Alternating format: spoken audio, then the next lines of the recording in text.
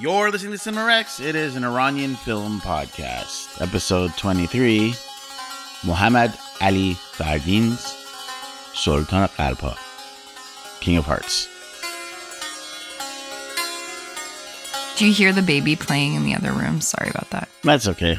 Isn't that the something corner? What did you call it? The playpen hour? Yeah. The Playpen. prison I was sector? doing that. I did that for like a week. Yeah. What is that behind you? Oh, it's a hamper. Yeah, that's my hamper. You know what I thought it was? What? I thought that was sangak on top of like a stool, like the bread. Imagine if I had just put a giant thing of sangak. That would have been a pretty G move. That would have been cool. This is my office sangak.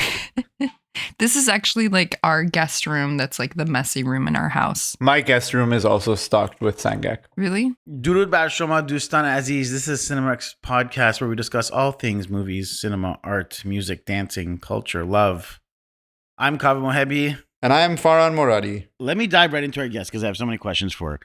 Tara Grammy is an acclaimed Iranian-Canadian actress, playwright, comedian, and activist who first made waves with her critically acclaimed play Mahmoud. With over 20 credits on stage and screen, Tara has had a prolific career, including the 2020 romantic comedy A Simple Wedding, where she starred alongside Maz Jobrani, Shohreh Aghdashloo, and Rita Wilson. Additionally, she was a series regular on the TBS sketch show 2042. Her YouTube channel, featuring a variety of sketches, characters, and impersonations, has garnered significant popularity. One of her standout creations is the beloved Manijeh character, which gained viral fame through the sketch The Persian Bachelorette, a project which she co-created, co-wrote, and produced.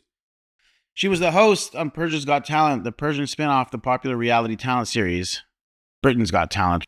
She has a reprising role, playing Elham in the Pulitzer Prize-winning play English by Sanaz Tusi, and most recently played Parvona in The Last King, the world's first Iranian adaptation of a Stephen King project, alongside Maz Jobrani, Pam Banifaz, Shiva Nagar, and Nazanin Noor.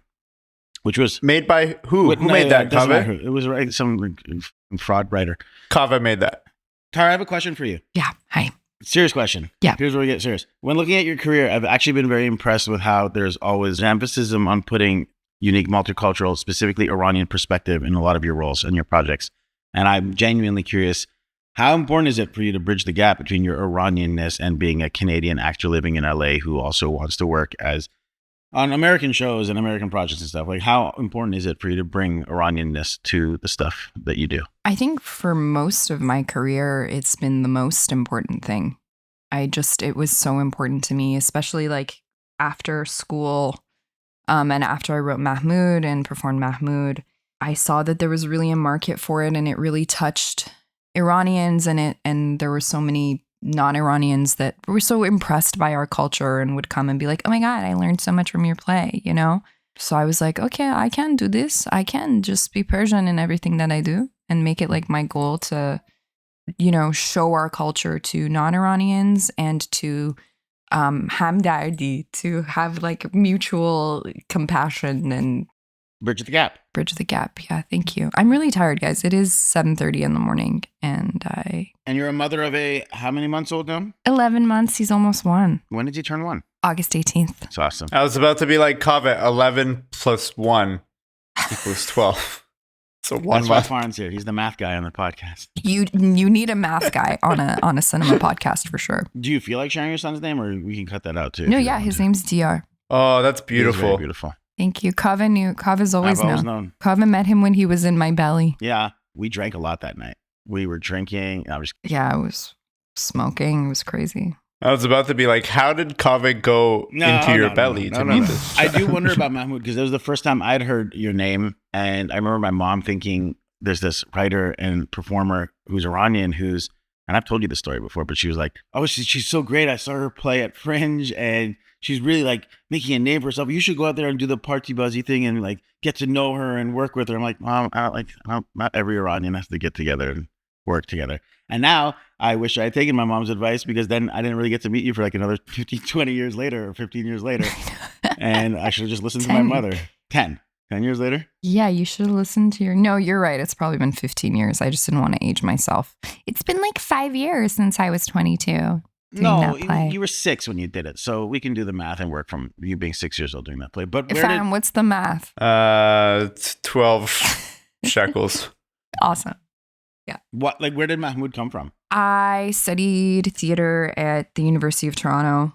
I think it's changed by now what the program's called, but at the time it was called the UCDP. And in our kind of our last year, we had two amazing, Leah Cherniak and Martha Ross. Do you guys know them? Martha's name's familiar to me. They're pretty prominent Canadian theater people, playwrights and performers and directors, and they directed us in like a solo show that we wrote ourselves. And it's a long story, but basically she showed us this painting, and it was called The Dance of the Red Skirts by Paul Klee, which is basically this very disjointed looking city with little disjointed figures wearing red all over it. And my first thought when I saw it is, oh my God, if there's a revolution in Iran, this is all the women running out wearing like their red dresses. Oh, wow.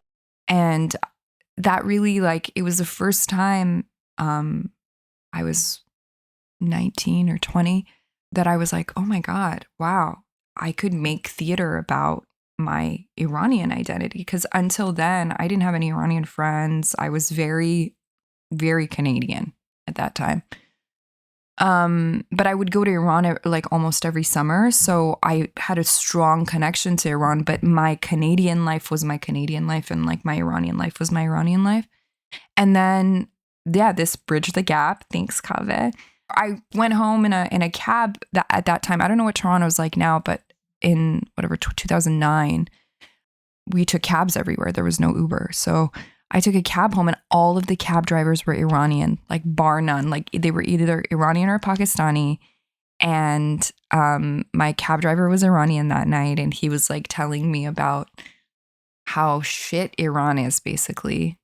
And then, yeah, basically, I was so inspired by my conversation with him that night on my way home that the next day, went in and just created these two characters, which one of them was myself and one of them was this cab driver. And it kind of became about the intergenerational divide, the conversations we have with our parents about being Iranian. I don't know what they're like for you, but, there's like the Persian pride side of it, where it's like, we're so Iranian, we're the birthplace of civilization, the home of Hafiz, but then they talk about Iran today and they're like, oh, it's a shithole, I would never go back. And, yeah, I'm so glad, like, I love Canada, whatever. And then our generation's like, well, we have a different tie to Iran and a different tie to Canada. So it's about that intergenerational divide. And then it just kind of progressed into the thing that it became. But that's how it started. Sorry, I will talk about it a lot. We should probably get to the movie. I'm really sorry because I'll talk about myself. No, it's all good. Forever. We want the audience to know who you are. Yeah. Okay. And also like showcasing Iranian talented people to other Iranian people who might not know of their work. Yeah. You should showcase this guy. We will. You're holding up. We've talked about him too. Okay. She's holding up a Free Too Much shirt, who is a rapper who's currently arrested for a second time under the Islamic regime because he raps against the government, and freedom of speech is apparently a crime in the draconian-ass government's eyes. So we have to do everything in our power to amplify his voice while he currently cannot use his, and we have to do anything in our power to make sure he gets out because that government.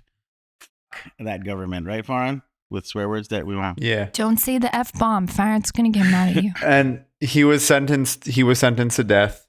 It was like quasi overturned, but maybe not. He's been unjustly imprisoned.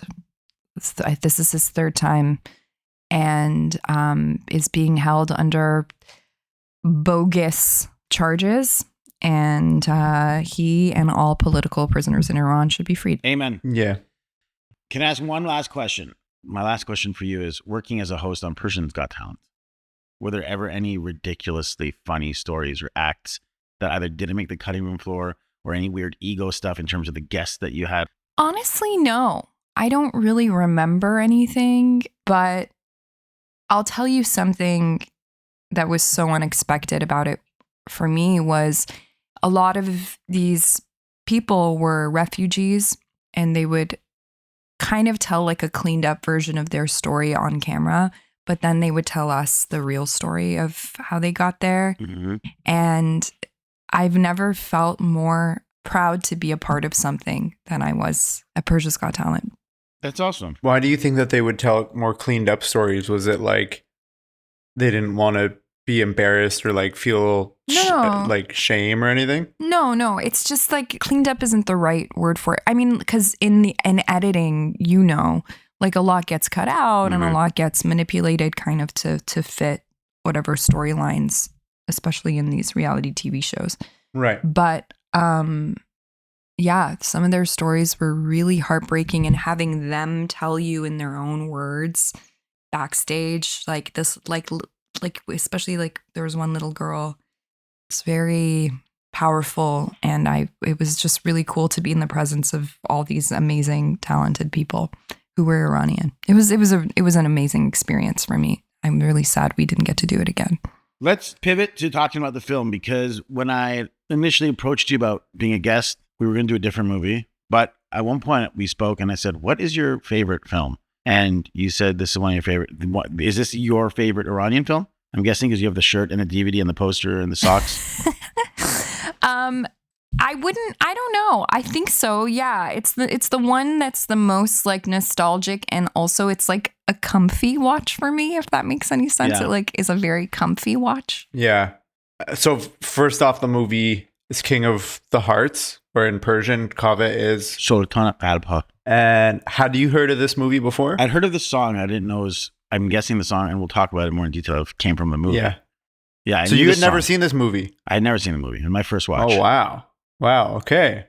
So I'm pretty excited to talk about it. And you'd seen it before, Farn, one time before, and Tara watches it every weekend, I think. I had seen it a bunch of times as a kid. Like, okay. You would just, like, you would be at a mehmoni and you would walk in the room and, like, someone was watching it and you would, like, catch little bits and pieces of it. Are you from a small town in Ontario, though? What mehmoni did you go to where Sultan Qalbha was on in the background? Bro, like, I have a massive family.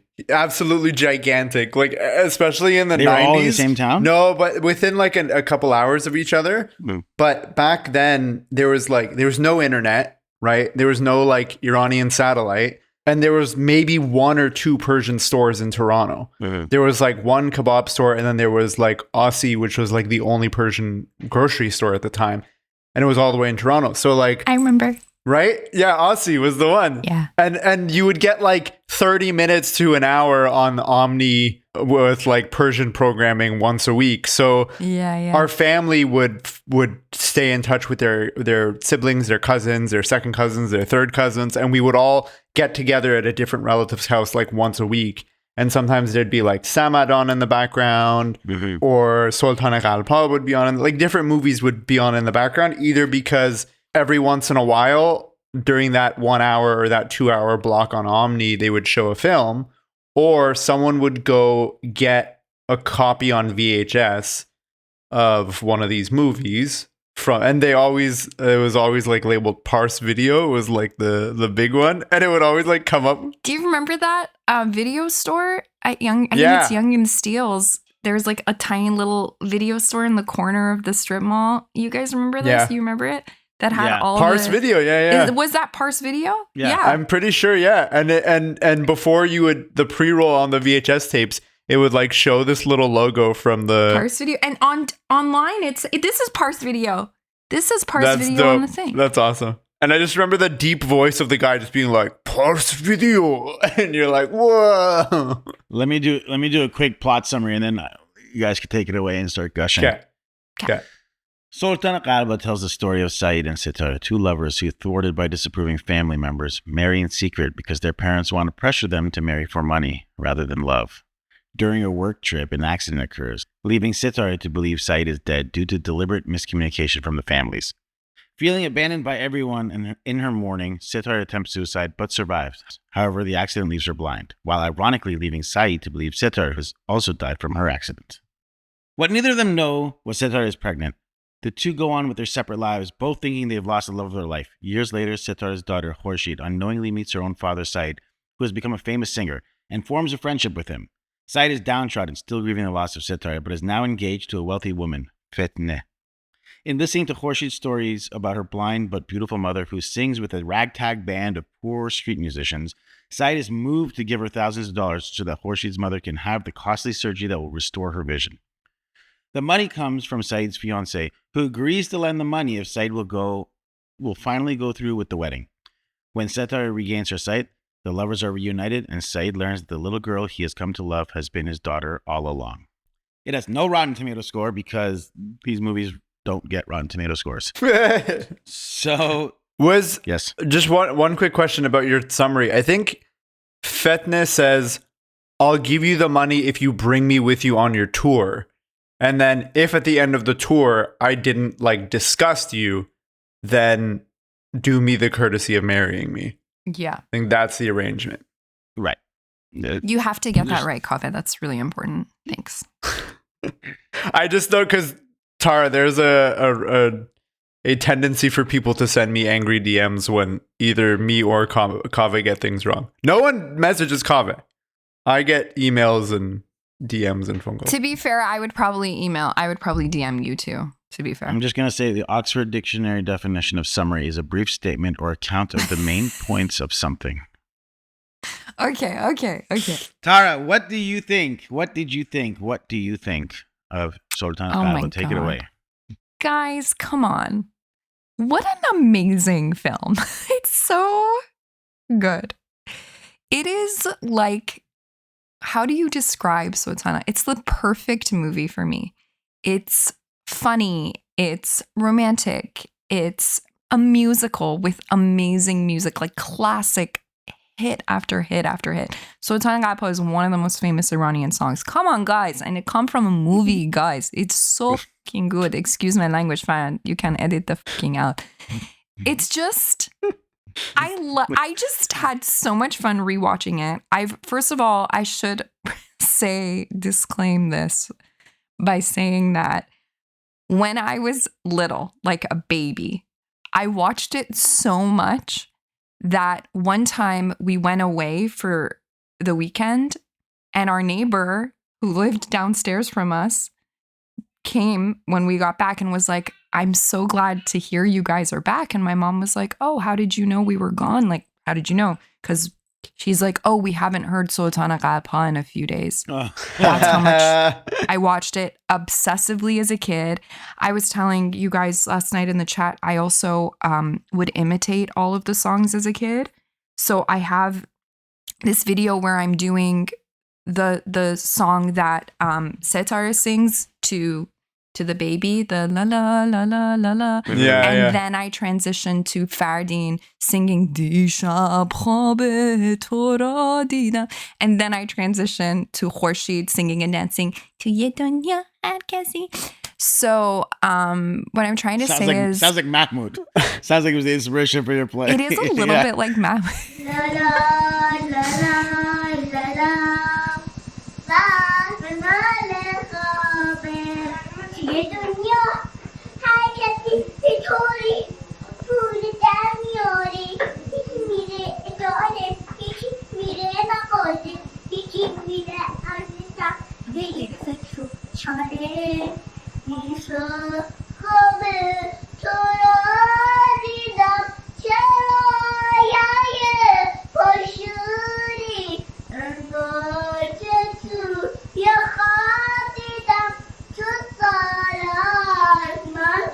The funniest part of it, you guys, is at one point I'm imitating Leila Furuhar and my mom goes, Untori nakhun, don't sing like that. Because I do like her voice in it. Yeah. And I stop and I look at my mom, I'm like, that's how she sings. And then I continue doing it exactly like her. And I'm like, shit, so guys, cute. I don't know what my parents thought I was going to be when I grow up, but it's kind of obvious to me. Yeah. That's funny. How old are you doing that? 5. It's adorable. To what you said just now about the voice that she's doing, it was funny to me to see that because we've talked about this before when we did the Samad episode, that a lot of these older Iranian movies, especially in the film Farsi genre, they would put on these movie voices, right? And it's very similar to things that Humphrey Bogart and a bunch of actors did in the States, right? And it was funny to me to see that even Layla as a child was doing a movie voice. Everybody was doing the movie voice here, which was really funny. There was one character that did it. It was the friend of the guy's mom. when she's like, remember, she ran off and she's like, I don't want to marry this guy, blah, blah, blah, blah, right? And he's like, I don't know, I don't want to get involved or whatever. That one guy was the only guy who didn't have a movie voice. And it was just like a normal, very normal delivery of the line. And it actually took me out of the movie because I was like, wait, this guy's not an actor. It's like the gaffer was suddenly on set and the actor turned to the gaffer and was like, I don't know, I'm just arranging the lights. Which is funny because like in this movie where everybody's like acting so big and theatrical, that the one guy who gave the like very realistic performance was the one guy that I was like, this guy's a shit actor. But wait, isn't it all dubbed? I think they redub it afterwards. All the audio, yeah. Like they record it once on set, but I think the cameras are loud and stuff. So then they use that as a guide track and then redub it later. Yeah.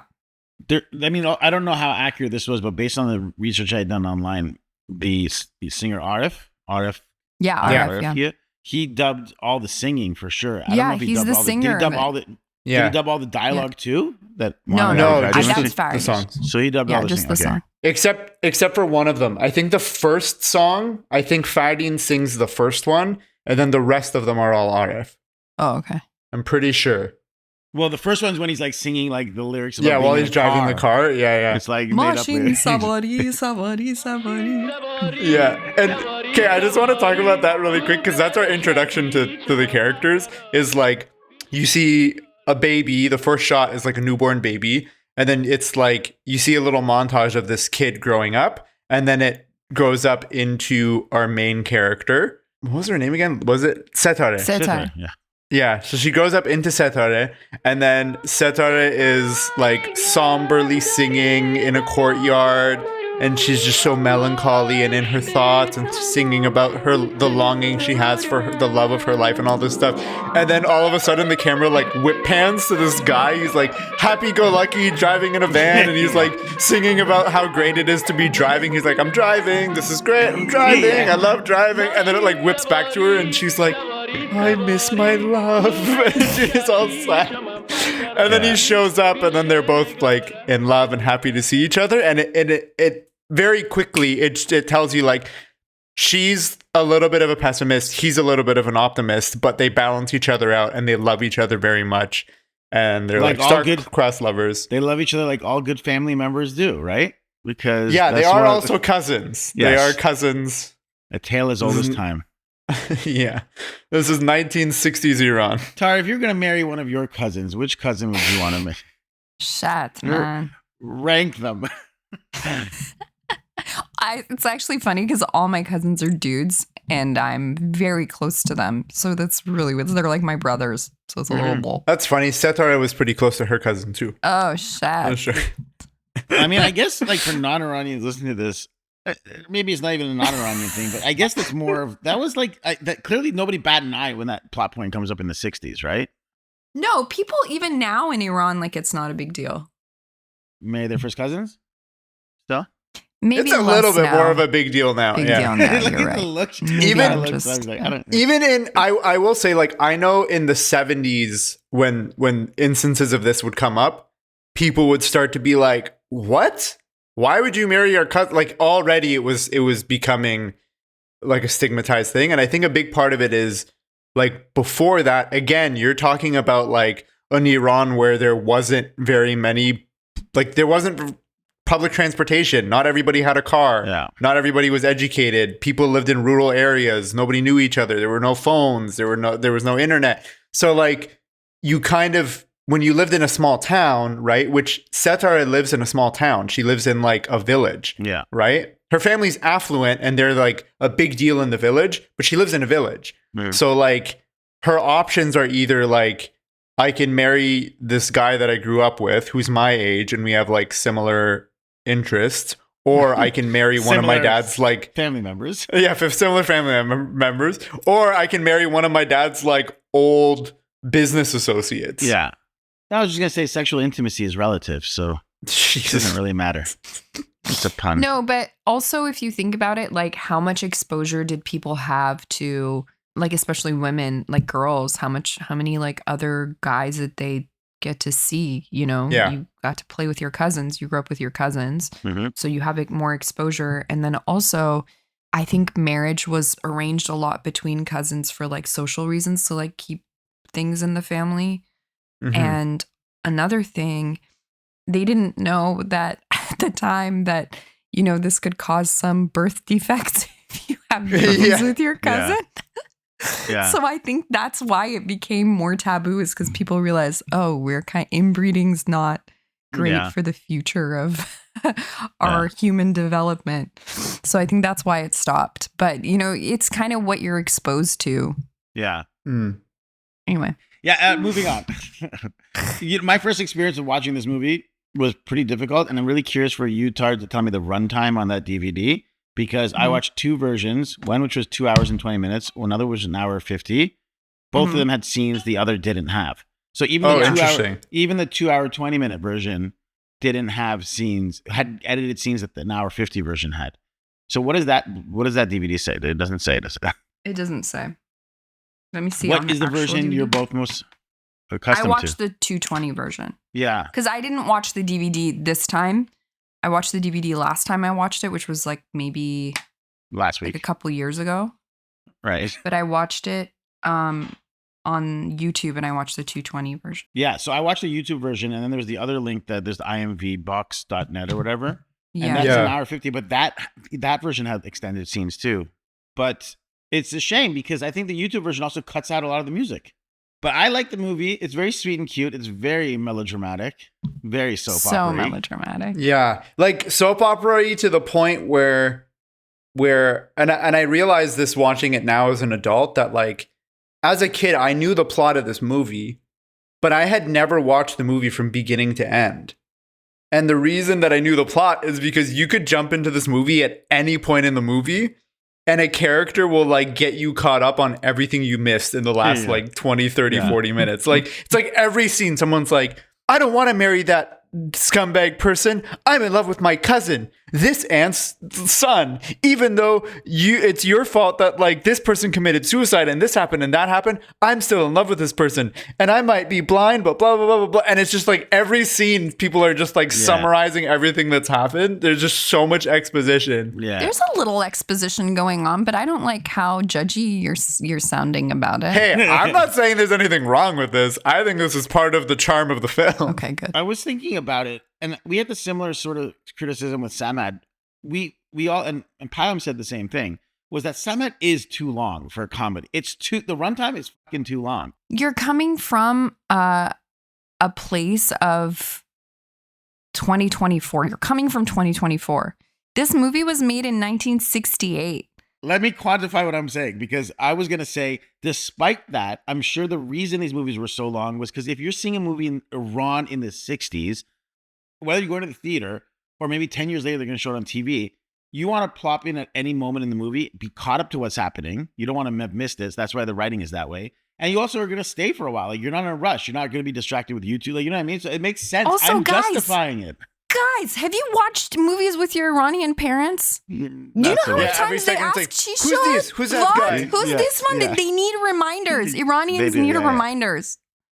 That's why they did it. Payam's video where he's like watching movies with his dad. I showed that to my cousins from Iran. We had the family reunion in Turkey, and I was showing them the videos, and they were like, "Oh my god, this is the same thing here!" And I was like, "Okay, good." So it's not just because it's Khariji films that they're like, "Is this in Salma Hayek? In Angelina Jolie?" Like it's not. They're like, no, it doesn't matter where it is. Those questions are coming up. What do you mean? Like that's my thing. It drives me crazy. My grandma did it a lot, but my grandma didn't speak English, so like she gets a pass. That's fine. Yeah. No, they for every movie. My mom doesn't do it because my mom falls asleep within the first 3 minutes of everything. So anyway, just from my perspective of going in watching this completely blind, also pun intended, not knowing where the story was going to go, I watched the first 10 minutes and my brain's always like doing the screenwriting thing of like, okay, cool. Like these are the characters. Where's the story going? I'm like, oh, okay, like lovers that are being torn apart by the family. Very Romeo and Juliet. It also very felt like Romeo and Juliet. But then as the story starts and I realize they're going to be separated, and then I realize that she's pregnant, it became like 30 minutes into it, like, oh, now the story's starting. Half an hour into the plot. I'm like, oh, the story actually begins once Khurshid is born. Like that's the beginning. Like, Do you know what I mean? It took a long time for me to realize where the story is beginning. Well, it's almost like two movies. Like Khurshid is essentially the pregnancy and the separation and everything happens at the beginning of the second act. Right. Instead of doing it 10 minutes into the movie, instead of it being your inciting incident, it's your turning point. Yeah. And then the midway point in the film is like Khurshid is now a child, like, I don't know how old she is. She's like, what, 10? She's 7. Yeah. She's a 7-year-old and she's like full-fledged personality, whatever. That's the halfway point of the movie. But like you said, Kaveh, that's like really where the momentum picks up for the film. Yeah. No criticism. I don't know, guys. This is sounding really critical and I don't like it. I'm not. Listen, Tara, I just want you to know I like these kinds of movies. I gave Samad a B and these guys gave Samad a C. I'm just saying. What? That is sacrilegious. That's messed up, you guys. Pam did too. Again, still setting the stage for some of these characters. Mohamad Ali Fardin, is he like, Tara, you could maybe tell me. I got the sense he's a bit of like a Dean Martin. I mean, I know he wasn't doing the singing, but is he like the Iranian? No? He's like Iranian Denzel. Denzel Kia. He's, first of all, it's not Mohamad Ali Fardin. It's just Fardin. He's known as Fardin. Yes, and he was he was like George Clooney, like the movie star filmmaker. You think George Clooney's bigger than Denzel? Yes. Yeah. Wild. You guys are out to lunch. Huh? Are we talking about? Of course, George. You go to any village in Iran and you say George Clooney, and they go, George Clooney. Like he's like. So tell us about Fardin. I mean, please enlighten us. That's all I know about Fardin. He was like a big star. They loved him because he was like very handsome, and he was. I think he was maybe. Here's his eyes. Tara's holding up the DVD cover, and on the back there's just like a full-size banner across the width of the DVD of just his eyes. It's both of their eyes. Funny. It's the moment at the end that it zooms in. Guys, we also have to talk about the camera work in this film, which is top notch. It's pretty good. It's pretty good. Okay, forget Dean Martin. Cary Grant would have been a better example because George Clooney is totally doing. George Clooney is totally his career is totally emulating Cary Grant all the way. Like even the looks he gives and the pauses. So yeah, he was the Cary Grant of the time than Fardin was. Tara, you'd agree? Yeah, I think so. I don't know actually. Honestly, I couldn't. I'll ask my grandma for who she would compare him to. But he was a big deal. Did you know he was a director? Yeah, this is his big thing. He directed this. I think he directed other things too. Yeah, he did. I knew him so much as an actor because he stars in all these movies. That I had no idea. Like, it didn't even occur to me that he was a director. I just pulled up his IMDb. He's acted in 64 projects and he's directed 11. Wow. George Clooney ain't got shat on him. You know who has directed? Denzel Washington. Oh my God, leave me alone. George Clooney's directed. Oh yeah, you're right. He has. He's directed way more than Denzel Washington. Yeah, I think you're right. I really like the scene when they actually procreate to have the child. Is that night when they're like naked in bed together, and then the camera pans away to a random shot of a framed baby on the wall. Yeah, and I initially was like, that was a weird. Speaking of camera movements, I was like, that is a weird thing to pan towards, and then I realized I'm like, oh, this is the night they conceive Khurshid. Yeah. But I like. I was like, why does that? Why? Like, I was like, from a set designer's face, like, why is there a framed photo of a crying baby on the wall? Guys, there's some random shit. No, I loved it. There's a few times where they do like really funny things with the camera. One of them is that one where they're getting in bed together and then the camera like pans over to the portrait of the confused baby on the wall. Yeah. And then another one is when Khurshid comes home and they're like, where were you? And she was like, oh, I was in an accident involving a car. And then all the mom's friends, her like quote unquote uncles, are like, an accident. And then the camera whips to another one. He's like, an accident. And it pans to another one. He goes, an accident. And then the camera whips to just like a mask of a monster just like hanging on the wall. It's just like whip pan from face to face to face and then to a monster on the wall. And then it just cuts back to the conversation. And it's just like, what was the point of that? Well, guys, because it's also a film about good and evil. Yeah. Go on. Expand on it. Because it's about God and the devil, kind of. Okay.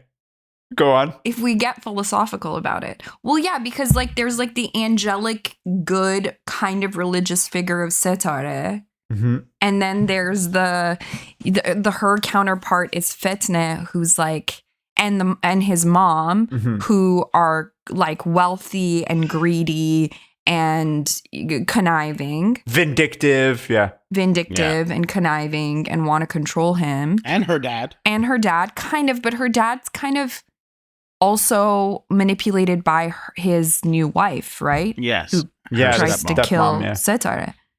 So, guys, like, it's about good, it's about evil. So I think there's some of that. And then it's like the innocence of the child. And then the poor people are better people, typically. In the second act, like the three musicians are really good people. They're great. I love the musicians. Like, that's like when I was watching, I don't know why I got so emotional this time watching it. First of all, guys, I'm dead inside. I never cried anything. I'm not like a crier at all. But for whatever reason, I was watching and I kept choking up because I was like, they're so nice to her. And then when he's eating the chicken, guys, he's so cute. Yeah. Well, it's also because it's become such a relief of when you first start the movie, Sitra is surrounded by heinous people. She's getting beaten by her father. Her stepmother's trying to kill her, try to get rid of her. She lies. And when you get to the point where Sitar has, the mother-in-law, when Sitar gets to the point where she leaves, she's been so beaten down, and my heart breaks for her. She's been abandoned by everyone. And she thinks the one person she loved is dead.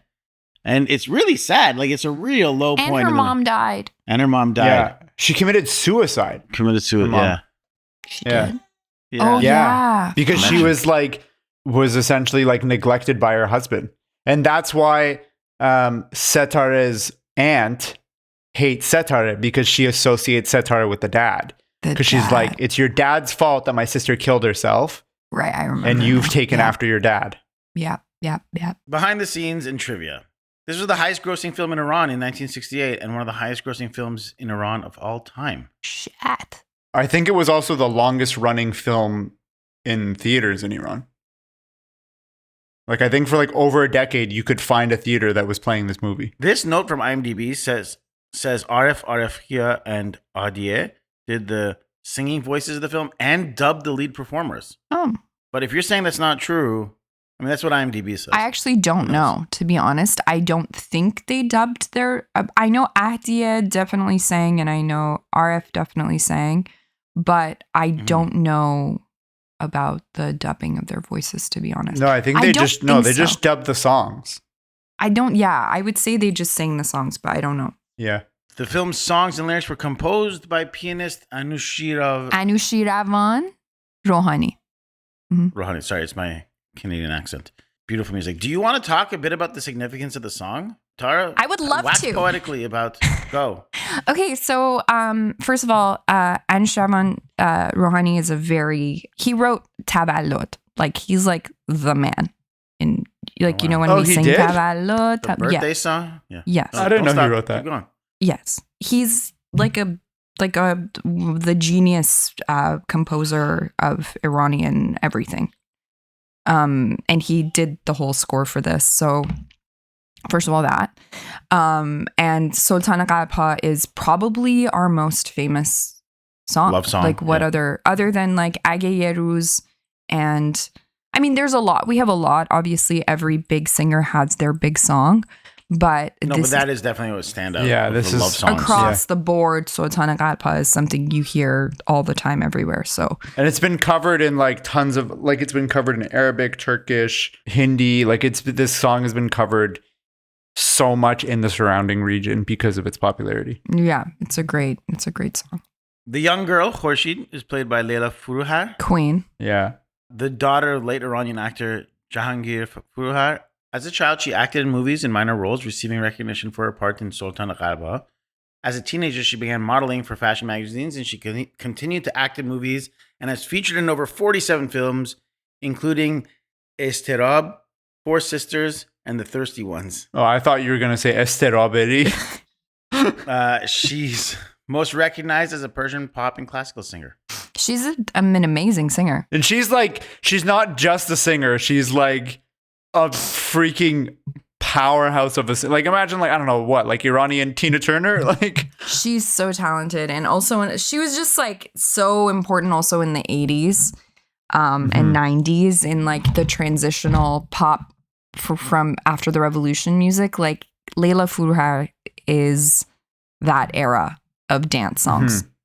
You know, at all of the Mehmounis when we were kids, because that's kind of our age group, I think we're all kind of around the same age. That's what we danced to is Leila Fourouhar. So she's a big deal. I love her a lot. And she's an absolute sweetheart angel human too. You guys are BFFs? She's not, no, I don't know her very well. I met her a few times, but she's just like the sweetest. A fun story, actually. Somebody sent me this sweater that says Sultana Qapa on it at one point, and I wore it and did a whole thing about Sultana Qapa and the movie and the songs and everything, like on Instagram. Literally the next day, I went to get my my veil for my wedding. There's this amazing Iranian designer called Simin Couture. She made it for me. So I went to her place and Leila Fourouhar was there, and I was like, oh, and that was my first time meeting her. I was like, oh my God, I was just talking about you in the movie and I love you. And I got a picture with her, and that was the first time I met her. And she was like, oh my God, weird. Yeah. That's awesome. Were you weren't wearing the sweater, were you? When you went and saw her? No, because it was summer. Oh, I see. Just like I just talked about it like 2 days earlier. So I showed her. Mohamad Ali Fardin, or also known as Simply Fardin, was born in 1931. Shit, like Beyonce. Oh my goodness. Fardin, number one. Okay, continue. This is like the Bashu episode. Yeah, no, this is why she's the best guest for this. Was born in 1931, is a prominent Iranian actor, film director, and freestyle wrestler, and was runner-up in world wrestling competitions. He started his film career in the late 50s and was a big star of Iranian cinema for 2 decades, from the 60s and onwards. He was mostly famous for portraying masculinity and chivalry in Persian films. The undisputed box office champion of the era, Fardin captivated millions of viewers in his 25-year career. Between 61 and 76, he acted in the most popular movies of the year in Iranian cinema. He was active in wrestling and won a silver medal in the 1954 World Championship. That's what I meant when I was talking about runner-up. Eat your heart out, Denzel. Sorry, please continue. He then started his professional appearance in cinema with the invitation of Ismail Kushan by playing a role in Chishme Ab Hayat. Oh my God. Chishme Ab Hayat? Yeah, 1959. Sultan Qapa, Ali of Men, Ganj Quran, Midnight Cry, Mr. 20th Century, The Secret of the Elder Tree, The Waiting Beach. Illustrious career, and if you ever call him by his full name again, Tara will gouge your eyes out. I will come to you, I will find you, and I will take your Persian card away. Oof. He also, unfortunately, died quite young. Yeah, I saw that. He did? Like 59 or something. Tara, how do you not know this? Hala, I know him as Saeed. I didn't know his personal life. You guys relax, everybody. I have one behind the scenes thing that is really funny. The character Fetne, do you know what that name means? What? It means troublemaker. Well, fitting. So I was talking to my cousin about it. He's like, why is this character's name Fetne? That's like not someone you call someone. I was like, what do you mean? He's like, it means troublemaker. He's like people use that as an insult. I was like, well, there's not much subtext in this film. No, but it's so good. This guy, he's bad guy. His name is bad guy. Aref Kia, known by the mononym Aref, and if you call him anything different, Tara will gouge your eyes out, was born in 1940. He's an Iranian pop music singer and former actor. He's known as the King of Hearts. Thank you, Tara. Yeah. And the legend of pop in Iran. RF is like another one of the really big voices of like Iranian music at the time, but not like we all know Ebi and Daryush and, you know, who else is there? Sattar are like the big voices, but RF is also one of the really big voices. I don't know about you guys. I'm just talking as immigrant kids, you know, like our parents know all of them, but as immigrant kids, like I think we all grew up more with Ebi and Daryush than we did RF, even though RF... Well, it's also a generational thing, right? Yeah. Because RF and like Vegan were the two from the generation before like Daryush and Ebi. I dated someone who was vegan. I just don't. I'm going to go. I got to go. RF sang and performed the soundtrack of over 60 Iranian movies in 1960s and 1970s. He also appeared in 6 different musical films. Ezdevaj Irani, Ishq Afarin, Saqi, آینه زمان قربون هرچی oh yeah قربون oh that's cool love all the pretty girls قربون هرچی خوشگله. That's a really good movie, 1971. I have the poster for that on my wall. And بزن بریم, 1974. Those are the prominent films he did the musical scores for. بزن بریم, but not to be confused with بزن به جاده. No. Critical reactions. Any thoughts on how this film did? So you guys want to know? I mean, I mentioned that it was the most successful Iranian film of 1968. It tanked, right? No, it was oh. Guys, I don't like any kind of criticism of this film. I should have not done this film. There's no criticism. We're just saying. No, I'm kidding. I'm joking. No, yeah, it was a huge hit. There's no notes. So the song became famous from this movie, right? Yeah. Yeah. This song was like every Iranian kid with a piano. This was probably like the first song that they learned. Yeah. This was the first song I ever learned on a piano. Before like Twinkle Twinkle Little Star and Mary Had a Little Lamb, I like figured out how to play this song on a keyboard. Like, Tara, do you play piano? No, I do not play piano, but to this day, if there is a children's piano in front of me, I will immediately start playing it. Because even I, who don't play piano, can play it and figure it out. It's like part of our DNA. Mm-hmm. Mm-hmm. Deeper analysis. Why don't you talk about some of the stuff you were saying, Tara, the class division? What is this film about thematically? So I think it's about good and evil, and then about kind of like class divisions, which is literally what you just said. Saeed is from a kind of a lower class family, and Setare is from a more prominent, richer family. Her dad is anyway. I guess her mom wasn't, because her mom's sister is Saeed's mom, and they were from a lower class family. And there's just a lot of talk of money and class, and Saeed and Setare themselves are actually pretty humble. Like Setare, even though she grew up very rich, ends up working at a factory at one point, and then lives in like a shack and never like mentions, oh, I've fallen from grace. Yeah. She kind of accepts her fate. Fardin's character, Saeed, too, like he's a truck driver, but he doesn't care. It's the parents that care. It's the parents that care about social whatever. It's Saeed's mom that wants him to marry the very rich lady and become like a high society person. It's Setare's dad that wants her to marry someone within her class level and not related to her mom, who was lower class. Yeah. So class is a big thing in Iranian culture, and something that I think growing up in Canada, I don't know if you guys feel like this, it really like always bothered me. Mm-hmm. I think like we kind of can't escape the way that the older generation thinks of money and class and wealth and those kinds of things. Yep. And it's embedded even in me sometimes, and I have to kind of pull it out of my brain because it's not how I want to think. But yeah, so I think there's a lot of that in the film. It's definitely one of the running themes of the film. And I think like the final lesson of it is that money doesn't matter, love does. Yeah. Because it's money that tears them apart. It kind of actually does make money an evil thing, but also a good thing. Like at the same time, like Khorshid just wants to eat ice cream and wear pretty dresses and have a dad that buys her things, Yeah. But Saeed doesn't even really care about money. Like he doesn't care that he has money. He just wants to use that money for good. And also, like I said earlier, Setare doesn't care about money. She doesn't care that she lives in a shack. All she cares about is being with Saeed.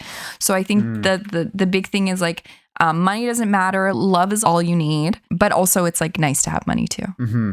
And poor people are better people, kind of. Except not. Poor artists are better. It kind of paints artists in a good light. Yeah. Yeah, I mean, I'll take everything you said, and the only note I had made to add to that for deeper analysis was everything between their class division stands in the way of these two people who love each other, but they don't care about all that stuff. Ultimately, you could say, ready for the mic drop moment, that love is blind. Oh. Which is what this film is about. And it's a pun. How punny. Yeah, I'm punny. Very good, Kaveh. Very good. So I think that's the deeper, you're very welcome. Damn it, Gam. It's like you're a writer. What is your deeper I analysis? have one, because like... Beat that. And Tara, don't kill me for this. I like this movie. There's very little subtext to this movie. Like you like to say, Kaveh, sometimes it's just text. Yeah. There's themes. For sure there's themes and there's morals. But I mean, like, deep allegorical things are like not there that much. Even like when they're conceiving the child, the camera's like, here's a portrait of a baby on the wall. Like it's very much like this is what it is. There's one thing that I did notice was that when the Azan plays the call to prayer, the girl gets down on her knees and she starts to pray. And when she's doing that, that is supposed to be showing the audience like, oh, this is the innocence of a child. She's innocent. She's pure. She's like all these things. All the like, we don't see any other character in this film be religious or spiritual. But this is a time in Iran where Setara does. She prays to God right before she goes to kill does, herself. That's true. She wears that's true, hijab. She wears hijab and half she of does it. wear Like the she hijab. kind of. She does. Yeah, that's true. she's meant to be a little religious. I did find interesting in this film.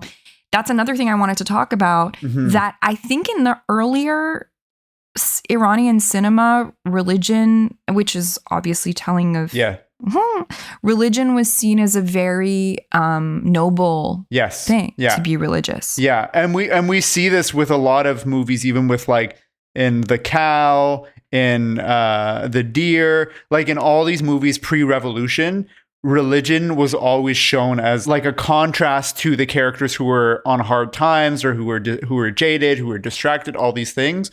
These characters that were supposed to be like the beacon of hope in these movies were always very religious figures. Totally. So I think Khurshid, the daughter, her getting down on her knees and praying in the middle of that scene, while one, it does show the main character like, oh, why are you praying? And she's like, oh, for my mom, there's an opportunity for surgery and all this stuff, but like we don't have the money. So it's an opportunity for him to learn this, right? So that he can offer money.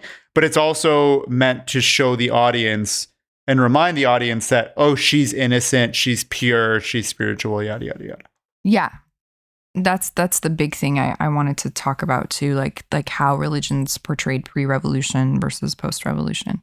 Because now I feel like all the evil people in Iranian movies are religious. Yeah. And whereas back then, not so much. It was the good guys. There needs to be a middle ground. Just like show regular people who can be religious and not be religious. Well, yeah, I mean, it's the implications of religion based on in society, right? Especially like the power dynamics of it now. Yeah. And the class dynamics. Yeah. As well. Yeah. Best scene. Tara, what's your favorite scene in the film? Oh my God. There's so many. I really love the moment. Oh my God, the anticipation of when they get there, when it's the wedding at the end, and the musicians and they all get there, and then you're like, oh my God, is he gonna hear her voice? Is he gonna know it's her? And then he runs out. I just love that moment, guys. I just bawled watching it. Oh, it's so good. And she looks so pretty. Setar looks so pretty, and the little girl. And the moment Fardin realizes that that's his daughter. Yeah. Oh, just, come on, man. Come on. I also have some daddy issues. So. As well, I mean, speaking from the point of view of a father, I was going to say daddy. That's just but like, yeah, being the only one here who has a daughter, that makes like all that relationship, the Fardin daughter stuff, really melted my heart, man. It was just like, that's the kind of, those are the moments I choked up in the film, was anything between dad and daughter. Because like, I don't know, my daughter's 3 years younger than she is, but like she has that same spunk when no one's around. She wants to be like a boss and like a little bit of like a show off. So she like, of course, she really reminded me of my daughter, and all that stuff was really emotional. It's so cute. My favorite scene though was anything with the vagabonds. Those three guys. Oh my God. Which one would you say is like your top pick? The moment that warmed my heart the most was the scene when they first meet them and that they'll take care of them, because I didn't know who these characters would be. And once I realized the type of people they are, it warmed my heart. And I thought they were so charming that I'm surprised they couldn't have been appearing in other movies. Like that, those three, I'd love to see a movie about those three characters. Like they are worthy and interesting and charming enough to like carry their own feature film. Totally. Timon and Pumbaa. Surprisingly. But like three of them. Yeah, two Timons and a Pumbaa. Because they have different, like there's the chubby ones he's a really famous Iranian actor. I forget his name. He's like a famous Iranian comedian. I forget his name. Wow, Tara, you don't know Chubby Vagabond number 2? Guys, come on, guys. How come we have to be forgiving to you, but you can't be forgiving to us? I I haven't watched anything but Miss Rachel in a year, guys. This is the first film I got to watch. Come on. Wait, what was I talking about? The chubby one being famous. He's obviously the best one. So funny. Right. But also then there's the older one who's just like so kind and he's like the dad figure. And then there's the other. It's just so they're so charming. They're so funny. They're like the comedic relief, but also like the heartwarming relief. And they're so kind and they like take them in and it's kind of like the artists being kind and humble stereotype. Also the fact that it's like these three men who have taken in this woman and this young daughter, but they're like they're like completely platonic the entire time. And whereas in like any other movie, at least one of them would be like, I've loved you since blah blah blah blah blah. Totally. Yeah. No. But they're all so sincere and kind. How cute is that scene when he's changing her diaper and he's like, I don't want to change the diaper, and he's like, oh no, she wet herself again. And I find dudes can be like that with babies. Is that missing from the color version of the film? I don't remember that scene. I don't remember. I literally watched both movies side by side. Whenever there was a scene that wasn't in the other one, I'd pause it. That's I'd so watch the funny. movies, like 2 videos. That's so funny. I muted one of the videos and play. Anyways, yeah. Wow. Because the version that I saw, there were a few hard cuts. Yeah, me where too. it was like, oh, this was formatted for commercial breaks. Yeah.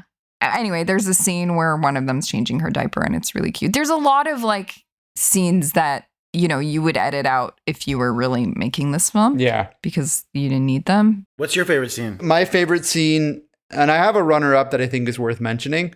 My favorite scene is when Khurshid is pretending to be hurt. So she's like, so the context for the scene, she sees a group of kids, like these like street savvy kids. Thugs. Yeah, these thugs vandalizing a poster of the singer, of Fardin's character. And she's like a huge fan of his. So she's like, hey, why are you doing that? Blah, blah, blah, blah, blah. And she insults they're like, oh, look at this. She looks like a poor kid, all this stuff. And she's like, I might be poor, but at least I'm not rude. And they're like, you calling us rude? We'll show you how rude we are. And then they start beating her up. And then just then the singer pulls up and he gets out of the car and he chases away the kids.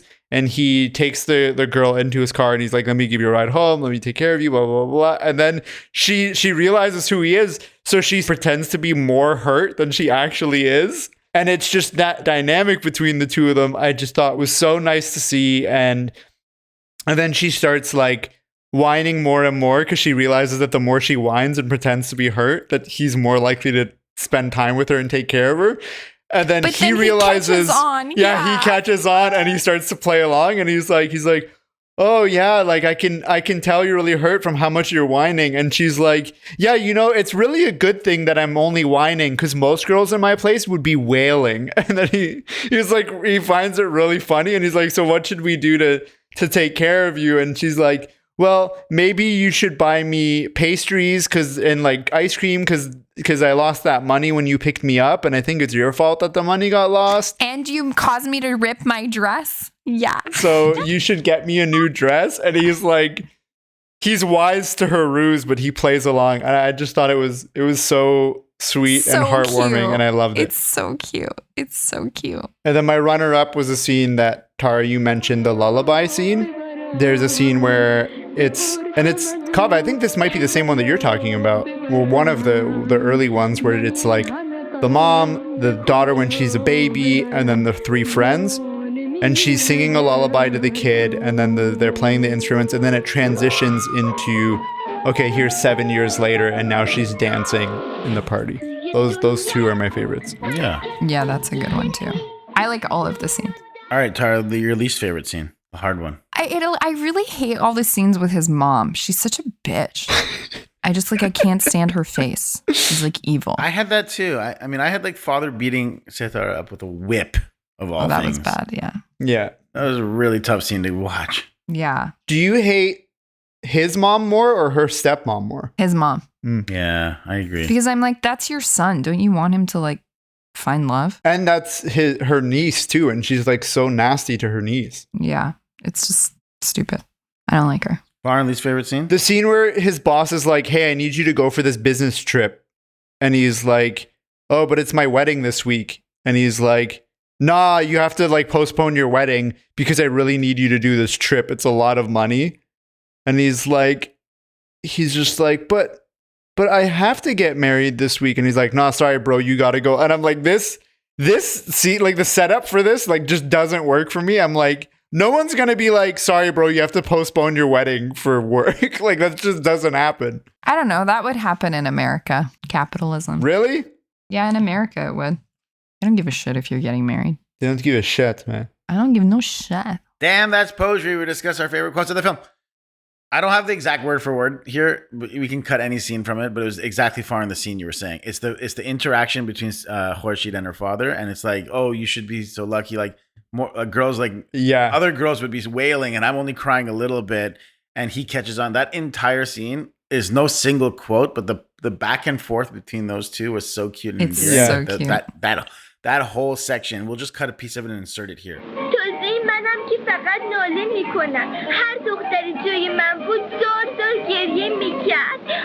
Yeah, I gotta agree. Is that your favorite? Yeah, I was gonna say the same thing. Yeah, for sure. Okay, cool. I took this part of it. If one of you want to say it, and then we can put in the Persian version of it too. Will I see you again? I beg God for it. You should beg God. You think I just let any young man get to know me? البته من که از خدا میخوام. بایدم از خدا بخوای. مگه من با هر جوونی به این زودی مودیا آشنا میشم. My favorite quote is when the girl's praying and he's like, what's going on with your mom? Blah, blah, blah, blah, blah. And then he starts to cry and she goes, are you crying? And he goes, it's nothing, my girl. These are merely a person's sorrows melting away. شما داری گریه میکنی؟ آره چیزی نیست دخترم. این قصه های آدمی که آب میشه و میریزه. It's like, nice. Wow, that's beautiful. Num. Favorite performance? Fardin. I have a tie between Fardin and... No, I take it back. Layla Furuhar's performance in this film as this little girl. Those are my two ties. Yeah. But they're all good. Honestly, Azar Shiva, like the mom character, the Setare, she's like kind of... it's a subdued performance. It's not like a melancholic performance, you know? So I was actually impressed by some of the scenes. I was like, oh, she's like kind of being cool. Yeah, not melodramatic, yeah. Not melodramatic. Fardin's a little more melodramatic. But yeah, they all do a good job. But that little girl is adorable. The most charming little girl ever. Yeah. Yeah. So yeah, I agree with you. 100%. I kind of have it a bit of a tie, but I could go either way. And there's just so much like, she has so much spunk, like you had said, Kaveh. Right? Like that scene where she confronts like a gang of 20 kids. Yeah. You're just like, yo, this kid has a fire in her. It's so good. And the first time you're introduced to her is her singing and dancing at the I guess the like road show or whatever. Mm-hmm. And she was so good. She just steals the movie instantly. It's so good. It is. Yeah. Nitpicks, hot takes, and what aged poorly. Tara's favorite part of the podcast, where we kind of talk about some of the nitpicks in the film. I'm sure Tara has a long list. I'll start with a few and I'll rapid fire them. I mean, nobody raises an eyebrow that a grown man's going on a date with a 6-year-old. No one brings that up. I know it's 1968, but okay. Yeah. They never ask the other person's name. Saeed doesn't ask what your mother's name is. That would end the film right away. Yep. Just like he asks everyone else's name in her life, but doesn't ask the mother's name. She doesn't ask. Wait, but it doesn't matter because Setara could be anybody's name. And also in the version that I saw, the little girl tells him like, he doesn't want me to tell you guys his name. Yeah. Because he's like very famous and he doesn't want a rumor. So that's why she doesn't say his name to her mom. Okay. She mentions it. Yeah. Okay. One way it works, the other way it doesn't work. She's been singing on the streets for years. He clearly wasn't that far away from her because he bumps into Khurshid. But like he never like walked past her in 7 years of singing on the streets. They seem to be in the same neighborhood. No, I buy that one. He could have just been on his way to like scout Tara's face. Concert hall or something. He's so upset. How many of the buskers at Yonge and Dundas do you know? Like, come on. I always see the same ones in my area. That one who always yells "Believe in the Lord" at people. Oh, believe in the Lord. He's still there? He's always there. Yeah. Yeah, he's still there. Aw. I know where he lives. He's much quieter now, though. Aww. What car injury makes you blind, but is the type of blind injury that is reversible through surgery? Okay, so that one I agree with. That's bad. If you go blind from head injury, like, because it's a head injury, assumingly. Yeah. You can go blind from a head injury, but that kind of eye injury is not reversible. It's your brain is damaged. Mm. But if you have like a type of eye problem that can be reversed, that's possible. But I think she's just blind to hope. Okay, beautiful. It's spiritually blind. Beautiful poet, spiritually. Yeah. Last question I have is: does the song play one too many times in its 70 times? It does play a lot. Shut the fuck up, both of you. Could it do with one less playing of this? It plays both of you. Be quiet in your mouths. Those are my only notes. And then that same tune is used for like multiple different songs. Constantly it's like plays. When he's driving, when she's just waiting for him, when the girl's dancing. It's just like different lyrics. It's one of the greatest songs of all time, and you are ruining it. My wife walked in. She was like taking care of the baby and walks in like 10 minutes in the movie and the song's playing. She went and like put the baby to sleep, fed him a bottle, whatever. Comes back an hour later. It was another scene where the song was playing. She's like, "This song's still playing?" I'm like, "I was playing again." Then she came back half an hour later towards the end of the movie and the song's playing again. I'm like, "I swear to God, I'm not watching the same scene. The song just happens to be playing every time you walk in." So Did she enjoy it? It's a great song.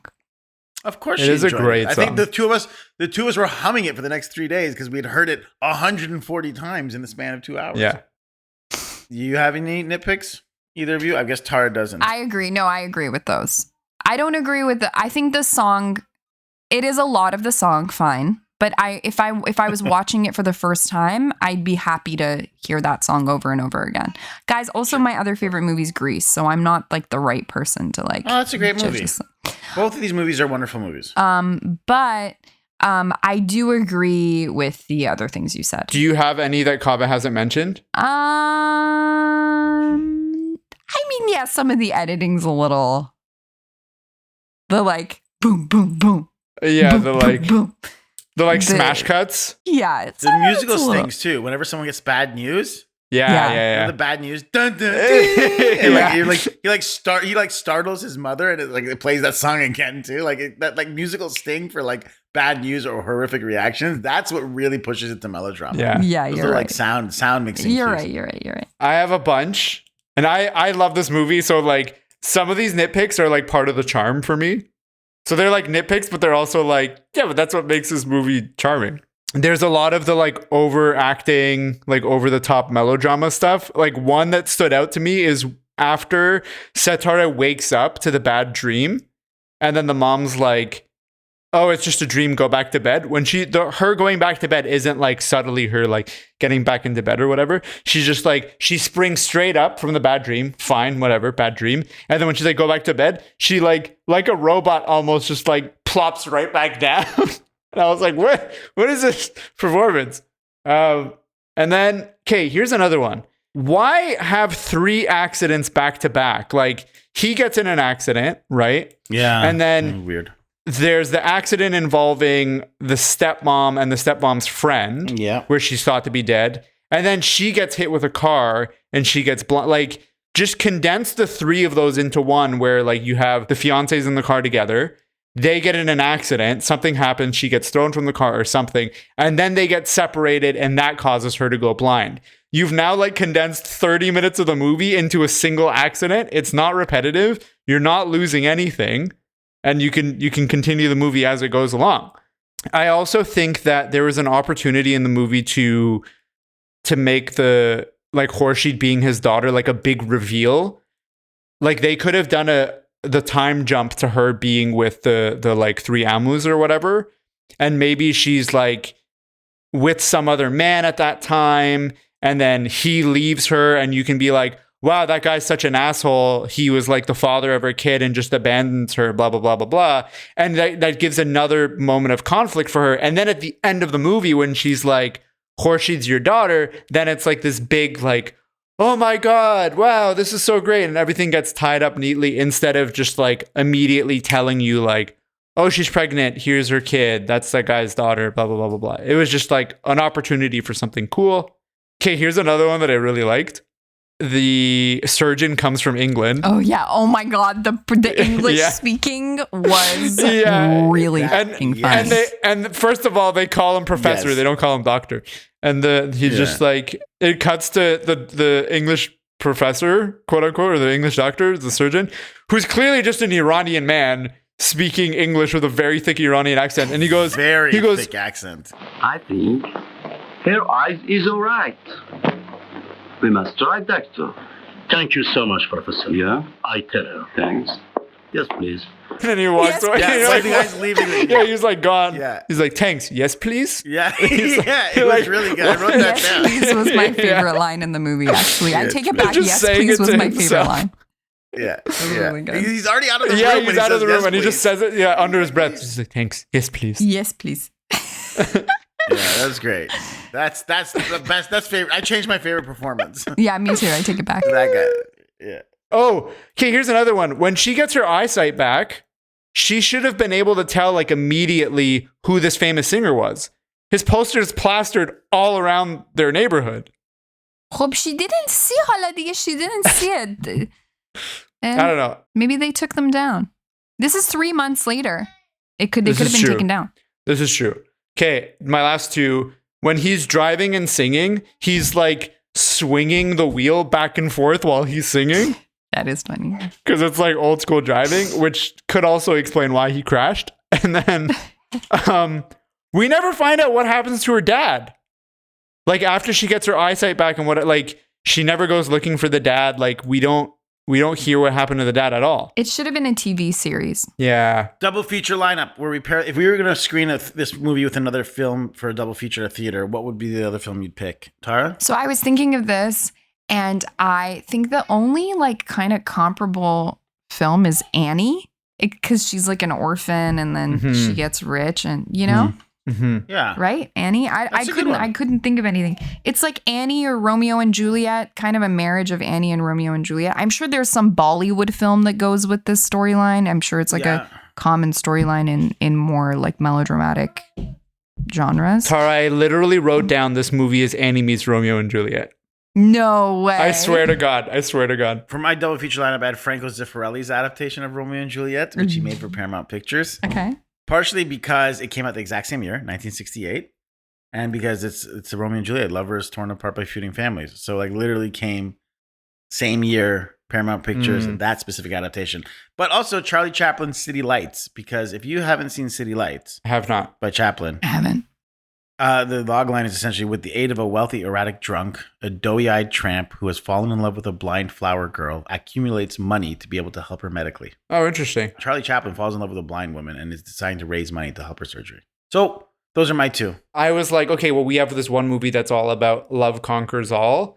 I thought it would be cool to pair this with a musical that gives you like the opposite ending. One of them is less of a musical. There's just a lot of musical cues in it, is The Graduate, which is like also from roughly the same time period.